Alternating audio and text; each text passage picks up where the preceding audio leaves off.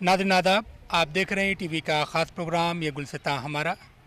नाज़रीन आज फिर एक ख़ास एपिसोड को लेकर आपके बीच हाजिर हुए हैं। आज टीवी की टीम सूबे गुजरात के सूरत के मोटा वराछा में मौजूद है। नाज़रीन हमारे पीछे जिस स्कूल को आप देख रहे हैं ये महफिल इस्लाम ट्रस्ट के ज़रिए चलाया जाता है। ये स्कूल 1905 में शुरू किया गया महफिल इस्लाम ट्रस्ट के ज़रिए, लेकिन ख़ास बात यह है कि यहाँ पर अगर हम इसकी बुनियाद की बात करें तो हमें देखते हैं कि महफिल इस्लाम ट्रस्ट एक मुस्लिम तंजीम है, लेकिन यहाँ पर अगर हम तहज़ीबों के संगम की बात करें तो ये ख़ास तहज़ीब का संगम देखने को मिलता है और यहाँ पर मुस्लिम बच्चों से ज़्यादा हिंदू बच्चे तालीम हासिल करते हैं। ये रवायत कब शुरू हुई, आइए डालते हैं एक नज़र। सूबा गुजरात के अहम तारीखी शहरों में सूरत एक अहम और कदीम तारीखी शहर है। ये तारीखी शहर सूबा गुजरात के दारुल हुकूमत से 306 किलोमीटर की दूरी पर दरियाए ताप्ती के किनारे पर वाक़ है। गुजरात के बड़े शहरों में यूँ तो अहमदाबाद, बड़ौदा और दूसरे शहरों का नाम आता है, लेकिन सूरत गुजरात का दूसरा बड़ा शहर है। यही नहीं, इसका शुमार हिंदुस्तान के 8वें बड़े शहर के तौर पर भी किया जाता है। सूरत की तारीख पर जब हम नजर डालते हैं तो हमें कदीम संस्कृत किताबों में भी इसका जिक्र मिलता है। महाभारत के अहद में भगवान कृष्ण ने मथुरा से द्वारका जाते वक्त यहाँ कयाम किया था। सूरत को तारीख की किताबों में सिटी ऑफ द सन के नाम से भी याद किया जाता है। बाज़ मौरखीन का ख्याल है कि राजा दाहिर के ज़माने में भी ये शहर अपनी तिजारत के लिए मशहूर था, लेकिन जब हम मिडाइवल हिस्ट्री पर नजर डालते हैं तो हमें ये देखने को मिलता है कि 15वीं सदी ईस्वी के अवाइल में गोपी नाम के एक ब्राह्मण ने शहर को नई शिनाख्त दी थी। सूरत दरियाए ताप्ती के किनारे पर आबाद है। यही वजह है कि इस शहर पर मुख्तलिफ औकात में मुख्तलिफ कौमों ने हुकूमत की और इसे अपनी तिजारत के मरकज के तौर पर इस्तेमाल किया। 1513 में पुर्तगालियों ने सूरत को अपने एक बड़े तिजारती मरकज के तौर पर इस्तेमाल किया। पुर्तगालियों ने तकरीबन 100 साल के बाद ईस्ट इंडिया कंपनी ने 1608 में सूरत से अपनी तिजारत शुरू की और अपनी तिजारत के फरोग के लिए उन्होंने सूरत में इदारे कायम किए। लेकिन यहाँ पर अगर इस्लामी तहजीब के नक़ूश की बात की जाए तो कदीम इस्लामी किताबों में यहाँ पर दरियाए ताप्ती के किनारे रांदेर का जिक्र कसरत से मिलता है। कुतुबुद्दीन ऐबक के अहद में रांदेर में गवर्नर के बैठने का जिक्र आता है। लेकिन अगर सूरत में मुसलमानों की आमद की बात की जाए तो खलीफा दोम हजरत उमर फारूक रदियल्लाहु ताला अन्हु के अहद यानी 15 हिजरी में जब हुक्म बिन अबिल आस कश्तियों के जरिए से अपनी फौज को लेते हुए सवाहिले गुजरात पर लंगर अंदाज हुए और जब हजरत उमर फारूक रदियल्लाहु ताला अन्हु ने उन्हें हिंदुस्तान में किसी मुहिम की इजाजत नहीं दी तो हजरत हुक्म बिन अबिल आस के हमरा जिन लोगों ने सवाहिले गुजरात पर कदम रखा था उनमें से अक्सरियत ने तो वापसी इख्तियार कर ली, लेकिन उनमें से जिन चंद अशखास ने गुजरात में रहकर इस्लाम की नशर इशाअत का अजीम कारनामा अंजाम दिया, बताया जाता है कि उनमें से कुछ बुजुर्गों का गुजर इस नवाह से भी हुआ था जिसे आज हम सूरत की सरजमीन के नाम से मौसूम करते हैं। इस अहद में सरजमीन सूरत का इस्लाम की तालीम से जो रिश्ता हुआ, बाद के अहद में वो रिश्ता इस्तवार ही होता चला गया और जब सूफिया अपनी सुलह कुल की तालीम को लेकर इस नवाह में दाखिल हुए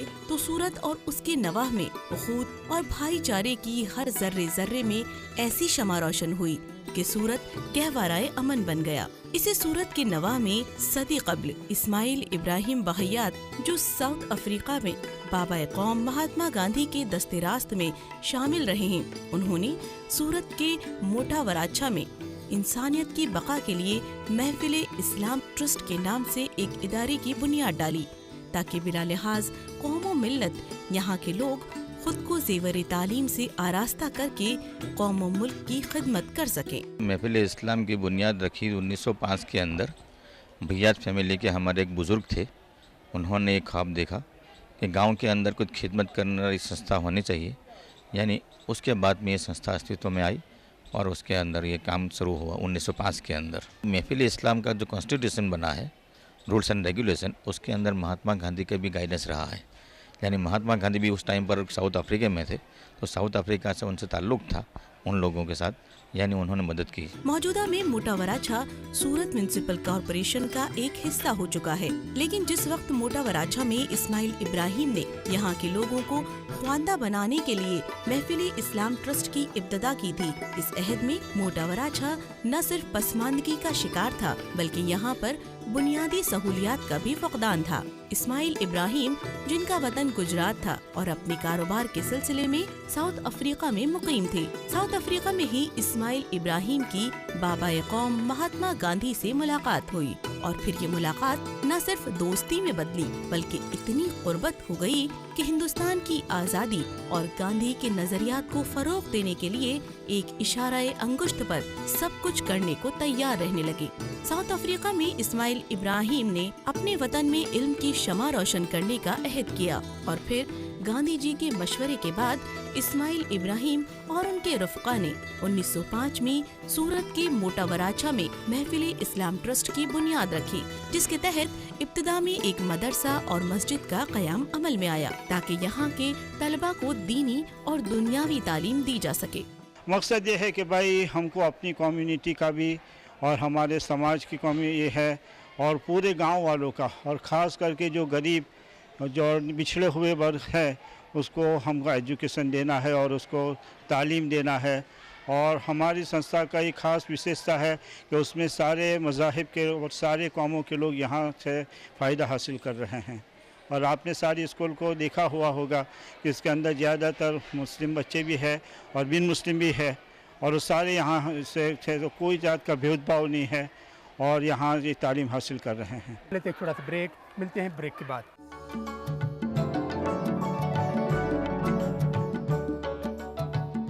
नाज़रीन, ब्रेक के बाद एक बार फिर आप सबका खैर मकदम और आप देख रहे हैं टीवी का ख़ास प्रोग्राम ये गुलसिता हमारा। नाज़रीन, इस वक्त हम मोटा वराछा के महफिल इस्लाम ट्रस्ट के उस स्कूल में मौजूद हैं जिसे 1905 में शुरू किया गया था। इसका एक ख़ास मकसद, और उस ख़ास मकसद में यह है कि इंसान को इंसान बनाया जाए, और जाहिर सी बात है इंसान को इंसान तालीम के ज़रिए ही बनाया जा सकता है। और यहाँ पर मज़हब की तफरीक को ख़त्म कर दिया गया है। यही वजह है कि यहाँ पर हम देखते हैं कि मुस्लिम बच्चों से ज़्यादा हिंदू बच्चे महफिल इस्लाम ट्रस्ट में तालीम हासिल करते हैं। क्या है इसका मकसद, आइए डालते हैं एक नज़र। सूरत दरियाए ताप्ती के किनारे पर आबाद है। इसे बाबुल मक्का के नाम से भी जाना जाता है। ज़माना कदीम में आज़मीन हज के सफ़र हज पर जाने के लिए सूरत उस अहद में पसंदीदा रास्ता था। मध्य प्रदेश, महाराष्ट्र, गुजरात के आज़मीन हज ही नहीं बल्कि उत्तर प्रदेश के आज़मीन हज भी पानी के जहाज से सूरत से काबतुल्लाह के लिए रवाना होते थे। ज़माना बदला और ज़माने के साथ साइंसी इनकलाब के सबब आमदोरफ़्त के तरीक़ों में भी बदलाव आया। अब आज़मीन हज सफ़र हज पर हवाई जहाज में सवार होकर जाते हैं। यही वजह है कि आज़मीन का रुख इस शहर की जानिब नहीं होता है। सूरत ज़माने कदीम से ही तिजारत का एक बड़ा मरकज़ रहा है। तिजारत में इसकी मरकज़ियत आज भी कायम है। मौजूदा में सूरत को दुनिया में diamond city, city of textile और सिटी ऑफ फ्लाईओवर के नाम से जाना जाता है, लेकिन ये शहर मुश्तरका तहजीब का अमीन भी है। आज भी इस शहर में तमाम तीजो त्यौहार मिलकर मनाने की रिवायत कायम है। मोटा वराछा में इस्माइल इब्राहिम बहैयात ने महफिल इस्लाम ट्रस्ट कायम करके अपने मिशन का आगाज किया। तालीमी सिलसिला भी शुरू हुआ, लेकिन वक्त के साथ साथ इसकी अहमियत और इफादियत में मजीद इजाफा हुआ। 1915 में जब बाबाए कौम महात्मा गांधी जी सूरत आए तो मोटा वराछा की इस दरसगाह को भी बाबाए कौम के कदम लेने की सादत हासिल हुई। गांधी जी ने यहाँ पर ट्रस्ट के जिम्मेदारान और तलबा से मुलाकात की और साथ ही यहाँ पर सूरत मुजाहिदीन आज़ादी से मुलाकात की। गांधी जी की यहाँ पर आमद जिस इमारत में हुई और जहाँ उन्होंने क़याम किया था, आज भी उससे बूए वफा महसूस होती है। इस्माइल इब्राहिम बहैयात ने अपने मकसद की आबियारी के लिए महफिल इस्लाम ट्रस्ट तो कायम कर दिया था, लेकिन उनकी जिंदगी में ट्रस्ट रजिस्टर्ड नहीं हो सका था। 2 मई 1932 को महफिल इस्लाम ट्रस्ट के बानी इस्माइल इब्राहिम बहैयात का इंतकाल हुआ। उनके इंतकाल के बाद सोसाइटी के जिम्मेदारान ने सोसाइटी की नई जिम्मेदारियों के तहत महफिल इस्लाम ट्रस्ट को रजिस्टर करवाया। महफिल इस्लाम ट्रस्ट और उसके तहत चलने वाले इदारे ने अपनी जिंदगी की 1 सदी मुकम्मल कर ली है। इस अहद में जमाना न जाने कितने नशे व फराज से गुजरा, लेकिन महफिल इस्लाम ट्रस्ट के मिशन में कोई कमी नजर नहीं आई। लेकिन हमें ये पता है कि 1915 के अंदर गांधी जी आए थे और जो हमारा महफिल का मकान है उसके अंदर हमारे माशरे के समाज के लोगों के साथ मीटिंग हुई थी। और हमें ये भी पता है कि भाई हमारे उस ज़माने 1946 के अंदर जब आज़ादी हुई थी तब भी हमारे यहाँ कोई ऐसी बात नहीं पेश आई थी। और उसके बाद 1992 के अंदर जो कुछ कौमी ये दंग हुआ था उसके अंदर भी हमारी स्कूल भी चल रही थी। इवन कि हमारा नाइट रात को जो हम स्पेशल क्लास चला रहे थे, कोचिंग क्लास, वो भी चल रहा था। 2002 के अंदर भी हमारी स्कूल बन नहीं रही थी और खुद से तालीम हासिल होती थी। और पहले से हमारे समाज के अंदर ये है कि भाई हिंदू मुस्लिम साथ मिलकर हम ये कर रहे हैं। महफिल इस्लाम ट्रस्ट ने इस ज़िम्न में बिला लिहाज कौम व मिल्लत लड़कियों की तालीम पर खास तवज्जो की। माहौल पहले क्या था कि जो बच्चियाँ थी गर्ल्स, वो स्टैंडर्ड 7 के बाद में ड्रॉप आउट हो जाती थी, पढ़ना छोड़ देती थी। यानी हाई स्कूल का ख्वाब देखा हमारे जो एक्स ट्रस्टी थे महमूद इस्माइल बांगी, यहाँ पर उस टाइम पर सेक्रेटरी थे, यानी उनका इंतकाल अभी सितंबर के अंदर हुआ। उन्होंने ख्वाब देखा था कि हाँ गांव के अंदर हाई स्कूल तो होनी चाहिए। यानी उनमें जो नया साल हमारा चालू हो रहा दिवाली के पहले, यानी मीटिंग बुलाई, सबको बुलाया, उनका मद्दू किया गया, हिंदू मुस्लिम सब आए। तो हिंदुओं ने एक आवाज़ से कहा कि हमारे पास कोई ट्रस्ट नहीं है और हाई स्कूल शुरू करने के वास्ते ट्रस्ट होना लाजमी है, तो फिर आप ही ट्रस्ट शुरू करो।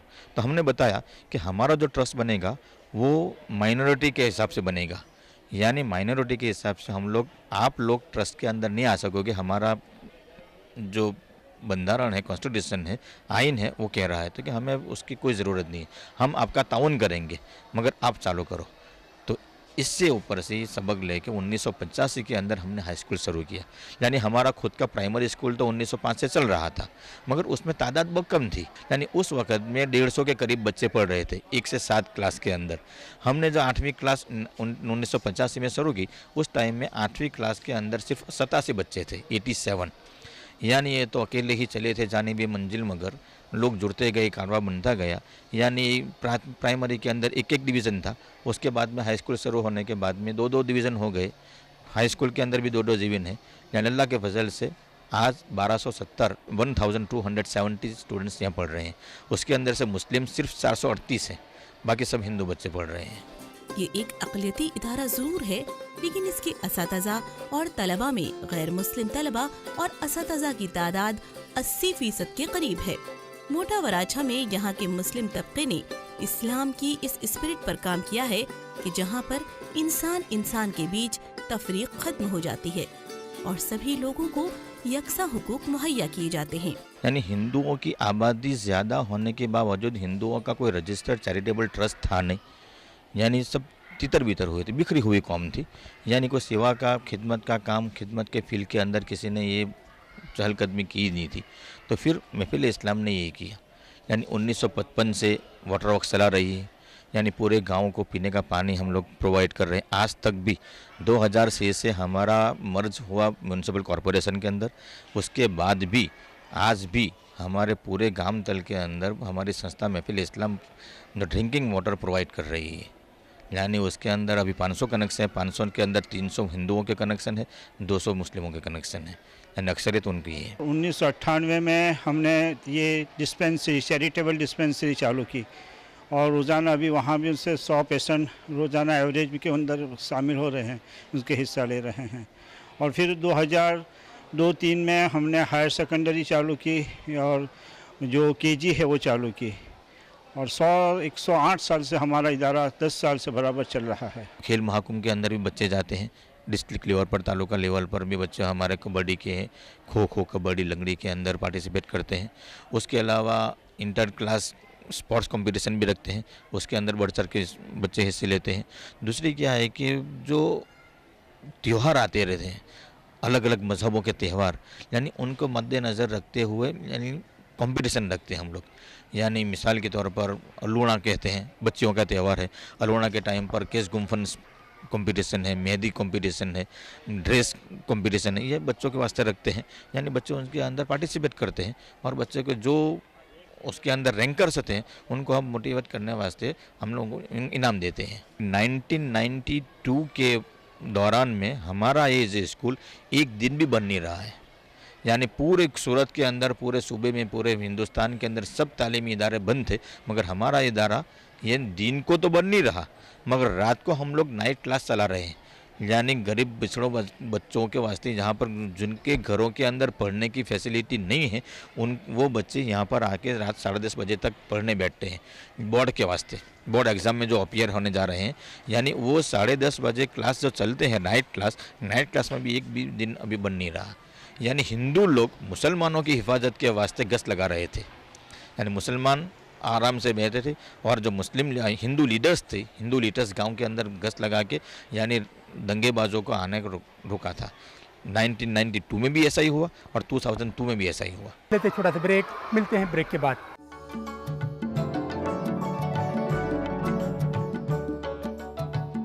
नाज़रीन, मोटा वराचा का महफिल इस्लाम ट्रस्ट जो 1905 में जिस एक मदरसे से शुरू हुआ था, हमें देख रहे हैं कि हाई स्कूल और हाई स्कूल के बाद हायर सेकेंडरी स्कूल भी शुरू हो गया है। और यहाँ पर ख़ास बात यह है कि यहाँ पर तलबा को तालीम के साथ साथ तरबियत देने का काम किया जा रहा है, ताकि वो अपनी तहजीबी रवायतों के साथ मुल्क में ज़िंदा रह सकें। जाहिर सी बात है, जब तहजीबी रवायतें ज़िंदा रहेंगी तभी हमारा मुल्क तरक्की करेगा। ये तहजीबी रवायत किस तरह से कायम की जा रही है, आइए डालते हैं एक नज़र। इस्लाम अमन और सलामती का मजहब है। इसकी तालीमात किसी एक खास खित्ते के लिए नहीं, बल्कि आलमे इंसानियत के लिए हैं। खालिक कायनात ने इस कायनात को एक खास हिकमत के साथ खल्क किया है। इसकी तख्लीक करदा हर चीज फितरत के ऐन मुताबिक है। इस्लाम मसावात का दरस देता है, और जो लोग हबीब खुदा हादी बरहक हजरत मोहम्मद मुस्तफ़ा सल्लल्लाहु अलैहि वसल्लम के पैरोकार हैं, ये कैसे हो सकता है कि उनके यहाँ इल्म की शमा रोशन की जाए और उनका पड़ोसी उससे महरूम रहे। ये उसवाए रसूल की तालीम से निस्बत का ही असर था कि महफिल इस्लाम ट्रस्ट के जिम्मेदारान ने अपने इदारे के दरवाजे को बिला लिहाज कौम व मिल्लत तमाम मकतबे फिक्र के लोगों के लिए खोल दिए। मैं पिछले 25 साल से इस संस्था से जुड़ी हुई हूँ। आज मुझे बहुत फ़ख्र है कि मैं इस संस्था का एक हिस्सा हूँ, क्योंकि जो विविधता में एकता, और ख़ास करके जो मुस्लिम और हिंदू की जो एकता है, उसके लिए शुरू से यहाँ बहुत अच्छे प्रयास किए जा रहे हैं। कभी ऐसा नहीं लगा है कि एक अभिन्न अंग है। हमेशा स्टूडेंट्स, सब शिक्षक, सब बहुत एक भाईचारा का माहौल हमेशा से रहा है। और जो भी एडमिनिस्ट्रेटिव्स है, उनका भी यही कोशिश है हमेशा कि किसी भी हाल में एकता से सब जुड़े रहे। और जब कौमी एकता का जब माहौल बना था पास्ट में, तभी भी बहुत फ़ख्र की बात है कि स्कूल का जो रेगुलर जो सिस्टम था बहुत अच्छे से चल रहा था, उसमें किसी भी तरह का चेंजेस नहीं करना पड़ा था। एडमिनिस्ट्रेटिव जो डिपार्टमेंट है हमारा बहुत कार्यरत है इसके बारे में, और शुरू से मैं देख रही हूँ कि स्कूल में छोटी मोटी प्रगति के साथ जो छोटा पौधा था बहुत बड़ा पेड़ बन चुका है। लेकिन फिर भी बहुत एकता का माहौल बना हुआ है, बहुत खुशी खुशी से दिन बीत रहे। महफिल इस्लाम ट्रस्ट के जरिए एक नहीं बल्कि कई इदारे चलाए जा रहे हैं, जिसमें Madrasa Islamia primary school, English coaching classes, Parvarish Taleem, Madrasa Islamia high school, MIM gymkhana, MIM credit society and Parivar Bhandar, MI scholarship and medical aid funds, MID science library. इसके अलावा मोटा वराछा डरबन ट्रस्ट फंड के नाम से काबिले जिक्र हैं। इसमें कोई इदारा ऐसा नहीं है जिसमें मुसलमानों के साथ उनके हिंदू बिरादरान वतन का ताउन शामिल ना हो। धार्मिक जो है उसको ज़्यादा स्कूल में इन्वॉल्व नहीं किया जाता है। हम सब एक है, साथ में मिलकर चलना है, साथ में शिक्षा प्राप्त करनी और प्रगति करनी है, बस इस पे ही जोर दिया जाता है। किसी प्रकार का धर्म का माहौल न बने, उसके लिए खास चिंतित है हमारे एडमिनिस्ट्रेटिव। यही हमारे लिए बहुत फ़ख्र की बात है। हमारे स्कूलों में दूसरी स्कूलों से एकदम अलग ही माहौल है। यहाँ पे हमें ज़िंदगी जीने का तरीका सिखाया जाता है। सभी बच्चों को अपनी एक अलग इमेज दी जाती है। दूसरी स्कूलों में एडमिशन के वक्त धर्म या जाति के बारे में पूछा जाता है। यहाँ ऐसा कुछ होता ही नहीं, क्योंकि यहाँ कौमी एकता का माहौल खड़ा किया गया है। इस तरह यहाँ कोई फ़र्क ही नहीं है। यहाँ दोनों धर्मों के त्यौहार भी मिलजुल के सब हम मनाते हैं, और यहाँ हमें शिक्षा के साथ साथ संस्कार भी दिए जाते हैं। दूसरी स्कूलों में सिर्फ एजुकेशन ही दिया जाता है, लेकिन यहाँ पर एजुकेशन के साथ साथ हमें अच्छे अखलाक और ज़िंदगी में हम अच्छे इंसान बन सके, ऐसे में सीख दी जाती है। पढ़ाई के साथ साथ इंसानियत भी सिखाई जाती है, और मेरा यह मानना है कि ये स्कूल पूरे विस्तार में सबसे अच्छी है। यहाँ पर इतने संस्कार, इतने अच्छे अखलाक दिए जाते हैं कि कोई भी इंसान हो वो बाहर जाकर भी स्कूल का गुणगान गाता है। MI स्कूल तकरीबन 100 साल हो चुके हैं इसके, और इस स्कूल को एस्टैब्लिश करने में, स्कूल की रेपुटेशन कायम करने में स्कूल के अरकान, मैनेजमेंट और टीचर्स का बहुत बड़ा हिस्सा है। साथ में वालियों का भी बहुत बड़ा रोल रहा है। यहाँ पर लिखा हुआ है, इंसान का इंसान से हो भाईचारा, यही पैगाम हमारा। तो इस स्कूल का ये पैगाम यही है कि मज़हब नहीं सिखाता आपस में बैर रखना, और हिंदी है हम वतन है हिंदुस्तान हमारा। तो ये मैसेज लेकर ये स्कूल चलती है। इस स्कूल के मैनेजमेंट में 100% मुस्लिम्स है, लेकिन इसमें स्टूडेंट 70% हिंदू है और 30% मुस्लिम है। उसमें बच्चियां भी है, बच्चे भी हैं।